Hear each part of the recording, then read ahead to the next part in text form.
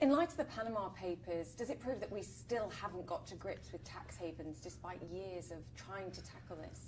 It shows how much progress we made, because it shows also that the tolerance is very dramatically reduced, and also the fact that it shook everybody up. Now it's an exceptionality rather than the rule. We've been making progress all over the place. We have already 50 billion that have been, voluntary disclosures have been delivered to the treasuries.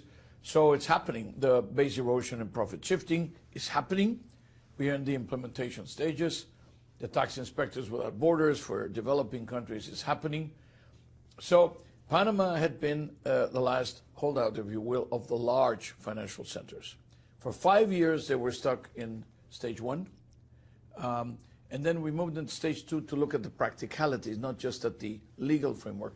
We found out that they were lagging and they were lacking. And then they have not signed the commitment to automatic exchange of information. What they said yesterday, which was, what they offered to say yesterday, which was encouraging, is that they were going to say that they will join. And, they made a statement. And now we have to see. They really have to join. Statement? Well, the statement was, I think, weaker than we thought. There was some disappointment. But let's see. I would like to think that this accident or this incident is like the silver lining of it is that now Panama will join the rest of mankind, literally. 130 countries are now practicing information on request, no conditions asked, and no questions asked, and then moving into automatic exchange of information. Panama should join the fray, and, well, in the end, it's their call. And if they join, very good. If they don't, there'll be some consequences which members are going to be talking about. Already there was a suggestion yesterday in the press conference of the G5 that they wanted to see everybody join in the question of beneficial ownership, which is what I would call the third leg. And also because once you know who is the owner of shares, then you can know who to tax. Yes. So it is very clearly related. What consequences, though? What defensive measures? Because you have mentioned this in the past. Well, defensive measures is a very elegant way of suggesting that there could be constraints put on or sanctions put on to companies and therefore indirectly to the country.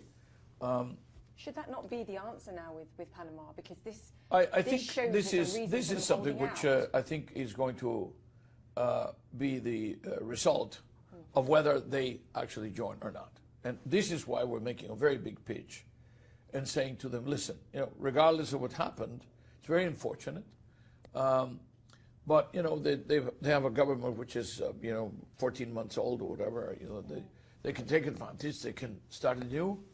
We're encouraging to do that. We're not in the business of pointing fingers and making the headlines about that. We're in the business of having everybody report, everybody be transparent. This is what we want ultimately. This is the object. There's been massive progress.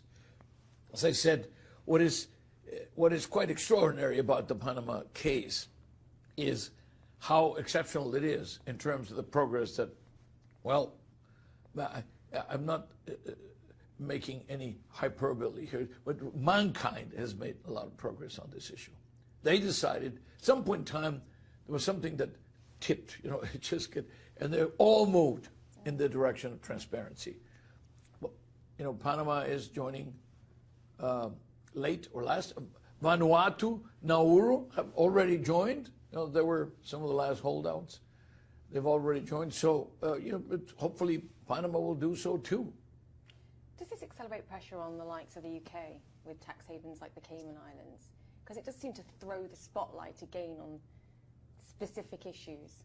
No, the UK has been delivering, and that is UK itself, and let's call it the mainland, okay, the UK, and then the crown dependencies all have their own independent parliament-type structures where they have to decide on these issues having to do with taxes. They all delivered to us their commitments, and they signed. And they're committed, and they're going to go on, and they're going to start moving towards automatic exchange of information. And so is every single financial center in the Caribbean. Except, as I said, there were 3 or 4 holdouts. Nauru has joined now. Vanuatu has joined now. So, what company do you want to keep? Now there are 2. Bahrain, because we have not been able to physically communicate well with them, and in the case of Panama. So Panama will have to decide whether it wants to stand out or join.